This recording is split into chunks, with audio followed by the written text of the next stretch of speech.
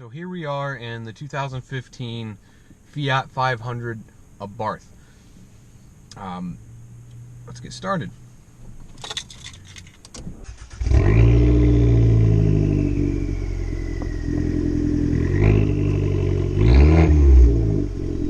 First impressions, really, you don't really realize how small this car is until you're like in traffic, because you have someone at a stoplight and you look in your mirror and you feel like, holy cow, they're right on top of me. But this car is really short. It only has a little over 7 foot long wheelbase, so it's really not that big of a car. These things have right around 160 horsepower. I know it doesn't seem like much, but it gets the job done. And the exhaust system just sounds fantastic. I will say though, I mean,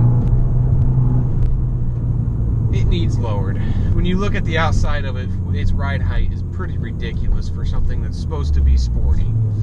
It doesn't have a sporty look to it with the ride height. So once you lower it, it's gonna look a lot better.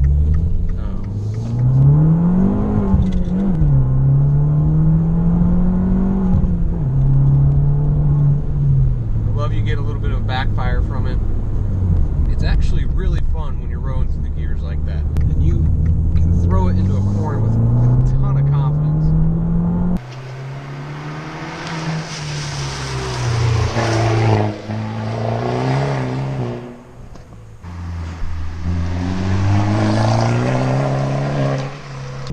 It makes you smile, that's for sure. Brakes are good.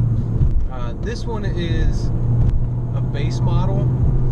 So and it has the forged wheels, which is nice. So you get the lightweight wheels, which a car like this, you want lightweight wheels. What I'm really excited about is my buddy who actually owns this car is actually planning on doing quite a bit to it, because the way they designed this engine, it has 2 intercoolers up front, and the piping is insane. It has so many bends, so many junctions, it's ridiculous. So he's planning on it at least starting out doing like intake and front mount intercooler, and that frees up so much breathability in this car. And also the other thing he's planning on doing is a tune. Now he's found tunes that will get this thing well over 200 horsepower without a turbo upgrade, which is incredible. So I'm really excited to see what this thing is going to be like when he does the tune. He already has suspension for it to lower it, to get it down to a little bit more respectable height. And man, this thing, even at stock height and stock suspension, it handles great.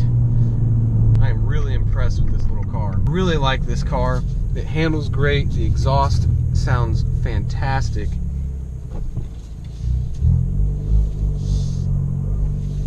And it drives really, really good.